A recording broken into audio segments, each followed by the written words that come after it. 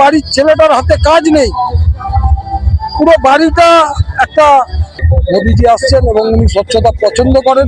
পেছনে বসে চকলেট খাচ্ছে, আইসক্রিম খাচ্ছে, আর এদিকে নাটক করছে যে ধর্নায় দিচ্ছি।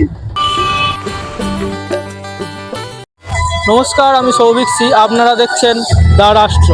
এই মুহূর্তে আছি আমি ব্রিগেডে। আজ আসছেন প্রধানমন্ত্রী নরেন্দ্র মোদী। সেই উপলক্ষে এসেছেন বেশ কিছু কর্মী সমর্থক। আমরা কথা বলে নেব তাদের সাথে। আপনারা কোথা থেকে আসছেন? আমরা উত্তর কলকাতার বিজেপির কর্মী।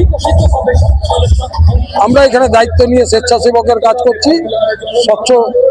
স্বচ্ছতা অভিযান, এখানে যে আবর্জনা পড়ে থাকবে, দল আমাদেরকে এই দায়িত্ব দিয়েছে এই মাঠকে স্বচ্ছ রাখা।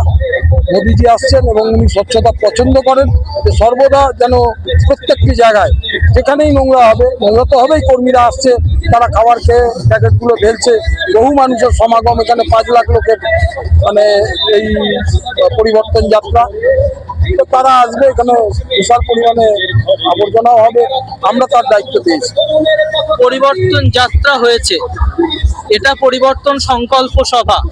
পরিবর্তন কি হচ্ছে? পরিবর্তন 100% হচ্ছে। কেন হবে মনে হচ্ছে পরিবর্তন? মনে হচ্ছে এই জন্য মানুষের মধ্যে যে রাগ রয়েছে, যে ক্ষোভ রয়েছে, যে দুঃখ রয়েছে, যে যন্ত্রণা রয়েছে, না পাওয়ার বেদনা রয়েছে। বাড়ির ছেলেটার হাতে কাজ নেই, পুরো বাড়িটা একটা মানে জড়তার মধ্যে রয়েছে। তারা ওই ভাতা দিয়ে তাদের পরিবার চলছে না। লাইনে, আপনি বলবেন লাইনে গিয়ে তারা দাঁড়াচ্ছে, তারা রেজিস্ট্রেশন করছে।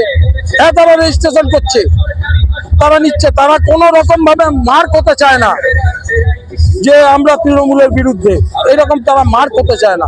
তাই তারা অনেকে আছে এরকম, যারা গিয়ে সেইখানে লাইন দিয়ে তাদের নাম রেজিস্ট্রেশন করাচ্ছে, কিন্তু তারা পরিবর্তন চায়। আমরা বাড়িতে গেছি, এই পরিবর্তন যাত্রাকে করে যে মোদিজির যে বার্তা মানুষের মাধ্যমে মানুষের কাছে পৌঁছেছি, আমরা অনুমান করতে পারছি যে মানুষের মধ্যে একটা ক্ষোভ রয়েছে, চাপা ক্ষোভ রয়েছে। সেটা যে এই সরকার, আমরা দেখেছিলাম 34 বছরের বাম জামানার সরকার, সে সরকার যেমন বাকরুদ্ধ করে দিয়েছিল, মানুষ কথা বলতে পারছিল না। 2011 সালে নিঃশব্দে নীরবে মানুষ পরিবর্তন করে দিয়েছে। এবং এই 15 বছরের যে কুশাসন চলছে, এই শাসনের থেকেও মানুষ মুক্তি চায়। তাই ভারতীয় জনতা পার্টির নেতৃত্ব এবারে সংকল্প নিয়েছে যে বাংলায় পরিবর্তন হবে। ওই মানুষের আওয়াজকে সঙ্গে নিয়ে পরিবর্তন অবশ্যম্ভাবী, শুধু সময়ের অপেক্ষা। মুখ্যমন্ত্রী এসআইআর এর জন্য ধর্ণা দিলেন, কি বলবেন? কত নাটক! মমতা ব্যানার্জি প্রত্যেকবারই নাটক করে। এবার দেখবেন কত হাত ভেঙেছে, এবার পা ভেঙেছে, একবার কল পাঠিয়েছে, এবার দেখবেন হাত ভেঙেছে। এই নাটক করে আবার শুয়ে পড়বে, আবার ধর্ণা দেবে। পেছনে বসে চকলেট খাচ্ছে, আইসক্রিম খাচ্ছে, আর এদিকে নাটক করছে যে ধর্নায় দিচ্ছি। এগুলো শুধু নাটক ছাড়া আর কিছু না, শুধু পাবলিককে বোকা বানানোর একটা ষড়যন্ত্র, এছাড়া আর কিছুই না। কত ভোটে জিততে পারেন মনে হচ্ছে? আমাদের এখানে সরকার গঠন করতে গেলে যে সংখ্যা লাগে, সেই সংখ্যা আমরা আশা করছি পার করে যাবে। আমাদের অন্য কারোর জন্য অপেক্ষা করতে হবে না। বাংলার মানুষ ঢেলে ভোট দিয়েছিল 2021 সালে, আমরা পাহারা দিতে পারিনি। আমরা ক্ষমা প্রার্থী বাংলার মানুষের কাছে, যে আমাদের সংগঠনের জন্য আমরা করতে পারিনি। এবারে ছল বল কৌশল যে পথ অবলম্বন করেছে মমতা বন্দ্যোপাধ্যায়কে এবং মমতা বন্দ্যোপাধ্যায় সরকারকে এবং তার দল তৃণমূল কংগ্রেসকে, আমরা সেই ভাষাতেই জবাব দিই। এবং এখানে বিজেপির সরকার হবে, এটা নিশ্চিত। কোন অস্ত্রে এবার বিঁধবেন মনে হচ্ছে তৃণমূলকে?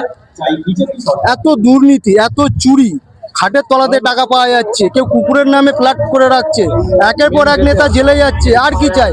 একটা আমাদের যে অভয়া, যে মেয়েটা, সে আমাদের তার নিজের কর্মস্থানে সে সুরক্ষিত নেই, সেইখানে সে রেপ হয়ে যাচ্ছে, তার কোনো বিচার নেই।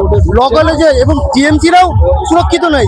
ল কলেজের যে মেয়েটা পড়াশোনা করতো, তাদের টিএমসি দাদার হাতে এসে রেপ হচ্ছে, তা মানুষ এখানে সুরক্ষিত নেই। মানুষ বুঝতে পারছে, এর জন্যই পরিবর্তন হবে। মা বোনেদের সুরক্ষার জন্য পরিবর্তন হবে, আগামী ভবিষ্যতের জন্য পরিবর্তন হবে, আগামী জন্মের জন্য পরিবর্তন হবে। মানুষ এই জন্য পরিবর্তন চায়, আর পরিবর্তন হবে। পরিবর্তন আজকের হয়ে গেছে অলরেডি। আজকের জনজোয়ার আর একটু পরে আপনারা দেখবেন, এই জনজোয়ার, এই যে জনের যে সমুদ্র, এটাই মানুষ বুঝিয়ে দেবে যে আজকে পরিবর্তন হয়ে গেছে। আর অপেক্ষার আর কোনো প্রয়োজন নেই। কত মানুষ আসবে বলে আশা করছে? আমরা আশা করছি 8 লক্ষ লোক তো হবেই, গ্যারান্টি সহকারে। তার উল্টেও যেতে পারে। আপনারা শুনলেন বিজেপি কর্মী সমর্থকদের কথা। তারা চাইছেন, তারা বলছেন পরিবর্তন কিন্তু হবে। সময় বলবে পরিবর্তন কি হচ্ছে।